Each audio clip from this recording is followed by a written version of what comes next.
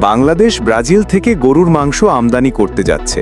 সম্প্রতি সরকারের বাণিজ্য মন্ত্রণালয়ের পক্ষ থেকে জানানো হয়েছে, প্রতি কেজি মাংস 120 টাকা থেকে 125 টাকার মধ্যে কেনা হবে।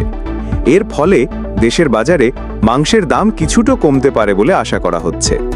বিশেষজ্ঞরা বলছেন, ব্রাজিল বিশ্বের অন্যতম বৃহৎ মাংস রপ্তানিকারক দেশ।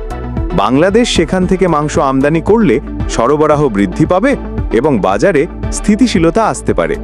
তবে পরিবহন খরচ, শুল্ক ও সংরক্ষণ প্রক্রিয়া যোগ হওয়ায় বাজারে বিক্রির সময় দাম কিছুটা বাড়তে পারে। সাধারণ ক্রেতারা আশা করছেন, সরকারের এ পদক্ষেপে তারা তুলনামূলক কম দামে মাংস পাবে। বর্তমানে দেশে গরুর মাংসের দাম সাধারণ মানুষের নাগালের বাইরে চলে গেছে। তাই ব্রাজিল থেকে মাংস আমদানির সিদ্ধান্তকে অনেকেই ইতিবাচক পদক্ষেপ হিসেবে দেখছেন। বর্তমানে দেশের বাজারে মাংসের দাম সাধারণ মানুষের নাগালের বাইরে চলে গেছে। অনেকেই অভিযোগ করছেন, পরিবারে মাংস খাওয়া এখন যেন এক ধরনের বিলাসিতা হয়ে দাঁড়িয়েছে। এই অবস্থায় সরকার ব্রাজিল থেকে সরাসরি মাংস আনার উদ্যোগ নিয়েছে। ব্রাজিল বিশ্বের অন্যতম বড় মাংস রপ্তানিকারক দেশ। সেখান থেকে আমদানি করলে আমাদের দেশে সরবরাহ বাড়বে এবং দাম কিছুটা হলেও কমে আসবে বলে আশা করা হচ্ছে। তবে মনে রাখতে হবে, আমদানির পর পরিবহন খরচ, শুল্ক আর সংরক্ষণের ব্যয় যোগ হবে।